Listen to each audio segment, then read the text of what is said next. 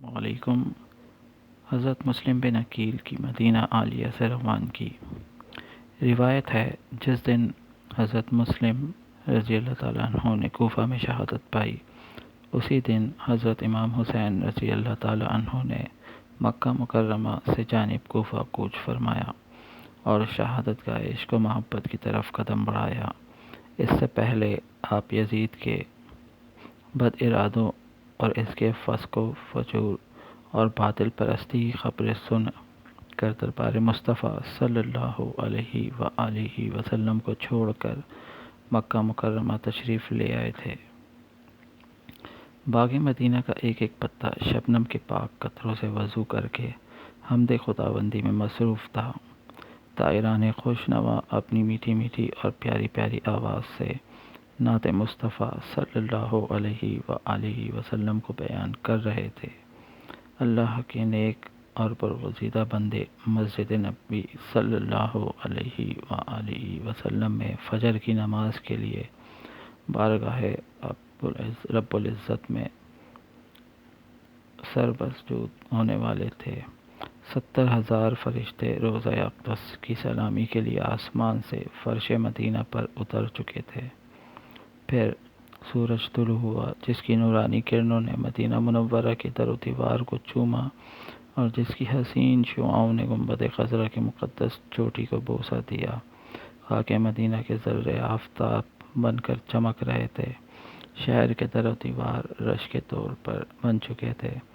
بازاروں میں چہل پہل شروع ہو چکی تھی اور خدا کے بندے اپنے اپنے کاروبار میں مشغول ہو چکے تھے،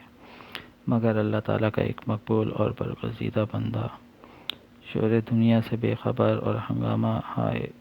کاروبار حیات سے بے پرواہ اور مخلوق خدا سے بالکل علیحدہ اپنے ٹوٹے ہوئے حجرے میں ایک مصلی پر بیٹھا ابھی تک ذکر خدا اور تصور یار میں محو تھا۔ یہ مقدس انسان شہزادہ کونین تھا، نبی صلی اللہ علیہ وآلہ وسلم کا نور العین تھا اور اس کا نام حسین تھا۔ اور پھر دروازے پر دستک ہوئی۔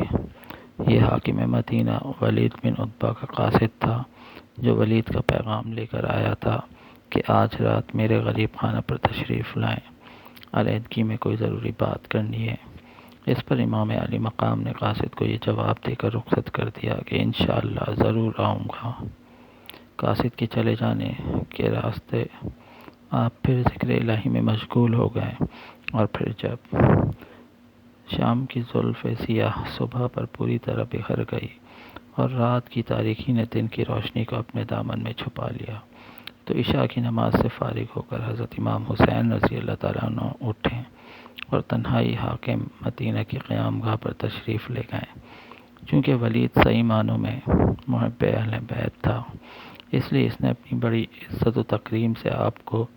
مسنت شاہی پر بٹھایا اور خود دست بستہ سامنے بیٹھ گیا۔ شہزادہ کونین رضی اللہ تعالیٰ عنہ نے فرمایا،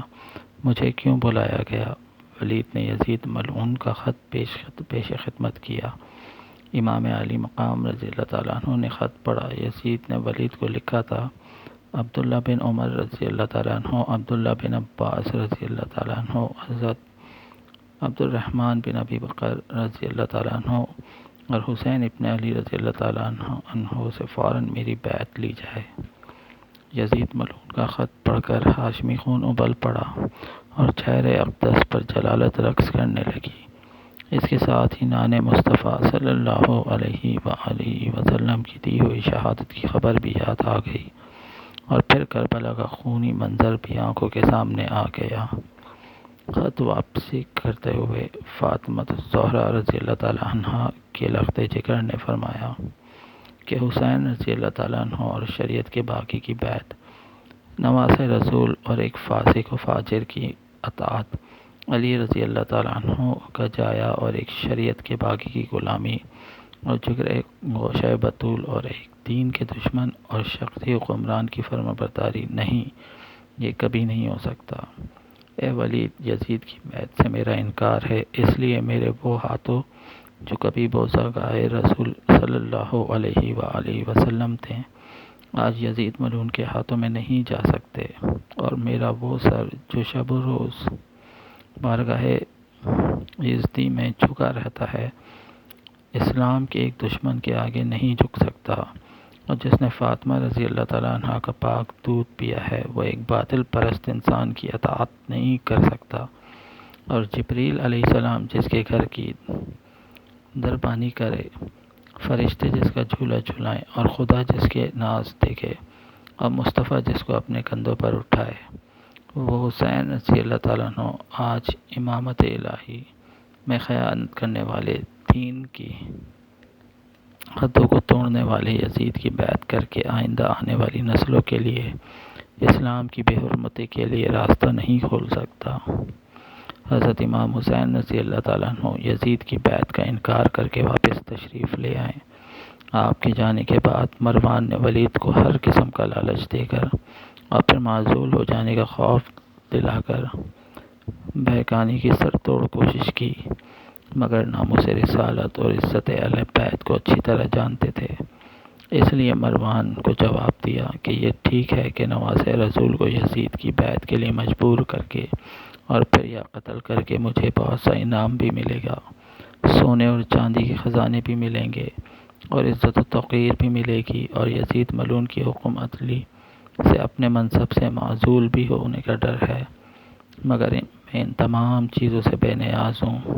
اور مجھے معزول ہونا تو منظور ہے، لیکن حضرت حسین رضی اللہ تعالیٰ عنہ کو قتل کر کے دوزخ کی آگ کا ایندھن بننا منظور نہیں ہے۔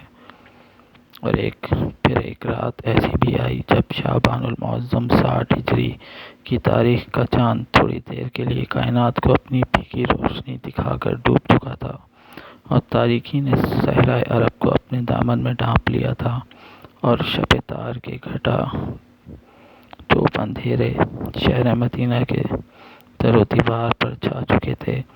اور مدینہ منورہ کا ہر انسان ماؤ خواب تھا، اور کائنات کا ذرہ ذرہ خاموش تھا، اور ہر طرف سناٹا ہی سناٹا تھا، اور ساری دنیا سو چکی تھی، مگر ساری رات اللہ کی یاد میں جاگنے والا ایک مقدس اور فرشتہ سیرت انسان آج رات بھی جاگ رہا تھا، اس لیے کہ وہ اپنی ماں چائی اور پیاری بہن حضرت بی بی زینب رضی اللہ تعالیٰ عنہ کو مدینہ کوچ کرنے کے لیے رخصت سفر باندھنے کا حکم دے چکا تھا، اور یہ رات امام حسین رضی اللہ تعالیٰ عنہ کی پیاری بیٹی بی بی سغرا رضی اللہ تعالیٰ عنہ کے لیے ایک قیامت کی رات سے کم نہ تھی، اس لیے کہ آج اس رات اس کی آنکھوں سے اکبر اور اصغر ہمیشہ کے لیے جدا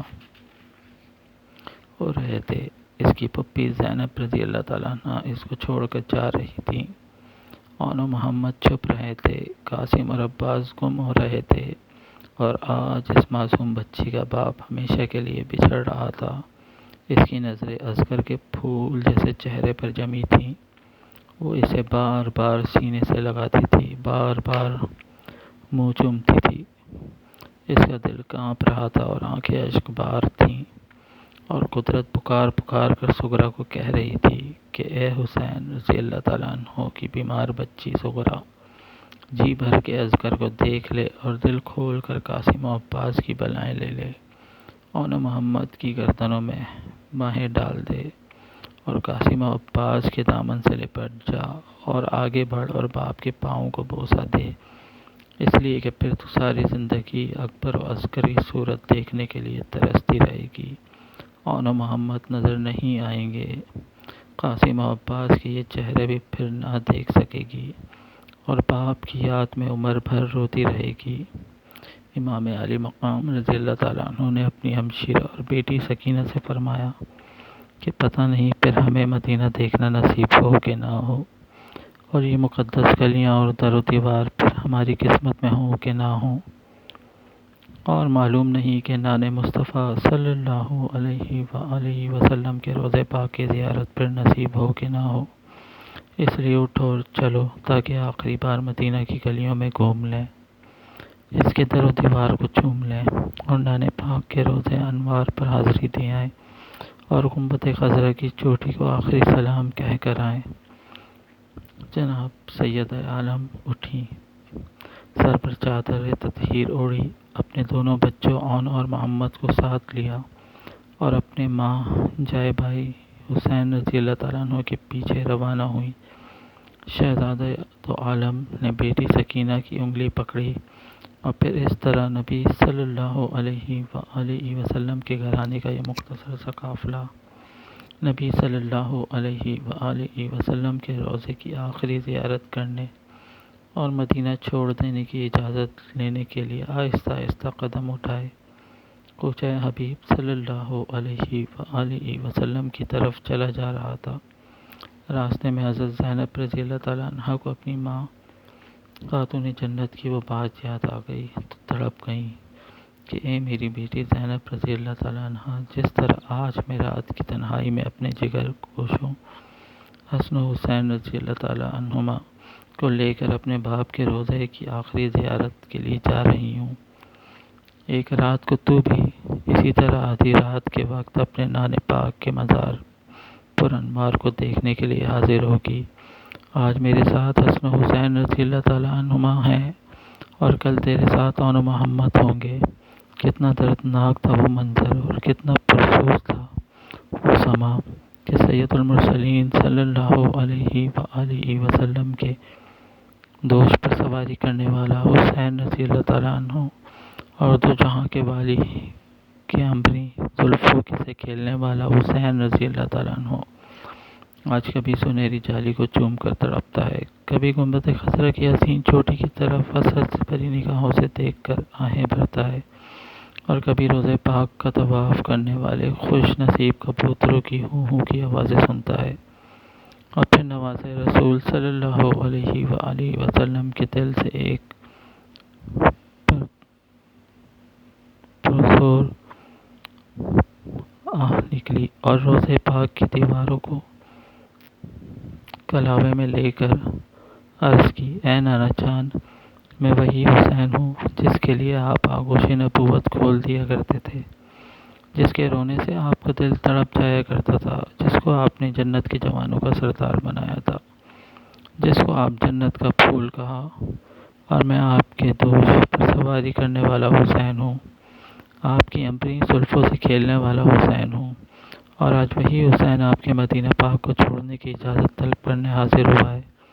اور آپ کے جس روضہ اقدس کی سلامی کے لیے 70,000 فرشتے روزانہ آسمان سے زمین پر اترتے ہیں، آج آپ کا حسین اسی روضہ پاک کی دیواروں کو چھوڑ کر جانے کی اجازت چاہتا ہے۔ نانا جان، میں نے بہت کوشش کی آپ کا آستانِ رحمت نہ چھوٹے اور گنبد خضرا آنکھوں سے اوجھل نہ ہو، مگر ہر طرف سے اور ہر طرح سے مجبور ہو چکا ہوں، نیز میری ہر کوشش ناکام ہو چکی ہے، اور آج آپ کے مدینہ کی گلیاں مجھ سے چھوٹ رہی ہیں، دیس کو چھوڑ کر پردیس جا رہا ہوں، قیام گاہ سے نکل کر مسافر ہو رہا ہوں، آپ کے روضہ آنکھوں سے اوجھل ہو رہا ہے، گنبد خضرا چھپ رہا ہے، مگر یہ جو کچھ بھی ہو رہا ہے آپ کے دین کی حفاظت کے لیے، آپ کی شریعت کی رکھوالی کے لیے اور آپ کی امانت کی نگہداشت کے لیے ہو رہا ہے۔ مجھے یزید جیسے فاسق و فاجر اور باطل پرست و گمراہان کی بیعت کے لیے مجبور کیا جا رہا ہے، شریعت کے ایک باغی کی اطاعت کے لیے ڈرایا جا رہا ہے، مگر میں سب کچھ قربان کر کے آپ کے دین کی آبرو بچانے کا عہد کر چکا ہوں۔ نانا جان، اٹھو، اپنے حسین رضی اللہ تعالیٰ عنہ کو گلے لگاؤ، مجھے حوصلہ دو تاکہ راہ حق سے قدم ڈگمگا نہ جائیں۔ نانا جان، اٹھو اور دیکھو، آپ کی یہ نواسیاں زینب اور سکینہ بھی حاضر ہیں، آن محمد بھی حاضر ہیں، ان کے سروں پر دست شفقت پھیریں، ان کی ڈھارس بندھائیں، ان کے ڈوبتے ہوئے دلوں کو سہارا دیں، اور ان کے دامن رحمت سے آنسو پوچھ لیں۔ نانا جان، میری معصوم بچی صغرا بیمار ہے، اسے میں اللہ اور آپ کے حوالے کر کے جا رہا ہوں، اور خیال رکھنا۔ امام علی مقام رضی اللہ تعالیٰ عنہ نے اوپر نگاہ اٹھائی تو سفید کبوتروں کو اپنے سروں پر جھکائے اور اپنے پیروں کو دیواروں سے چمٹائے تصور محبوب میں گم دیکھا۔ آپ کی آنکھوں سے آنسو کی جھڑی لگ گئی اور ان کبوتروں کو مخاطب ہو کر فرمایا، اے میرے پیارے نانا کے روضہ اقدس کا طواف کرنے والے خوش قسمت پرندوں، اور اے سید المرسلین صلی اللہ علیہ وآلہ وسلم کی گنبد خضرا سے چمٹنے والے خوش نصیب کبوتروں، تم کتنے خوشبخت ہو کہ دن رات اور صبح و شام اس آستان رحمت کے ارد گرد چکر لگاتے رہتے ہو، اور تم کتنے خوش نصیب ہو کہ سکون قلب اور راحت جان حاصل کرنے کے لیے میرے نانا کے روضے کی دیواروں سے چمٹ جاتے ہو۔ مگر حسین کتنا غم نصیب ہے، اس مرکز رحمت کو چھوڑ کر جا رہا ہے،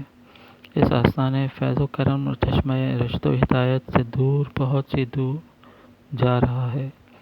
اور اس جلوہ گاہ حسن ازل سے محروم ہو رہا ہے۔ اور حسین آج کے بعد یہ رشک جنت گلیاں، یہ سنہری جالی اور یہ حسین در و دیوار پھر نہ دیکھ سکے گا۔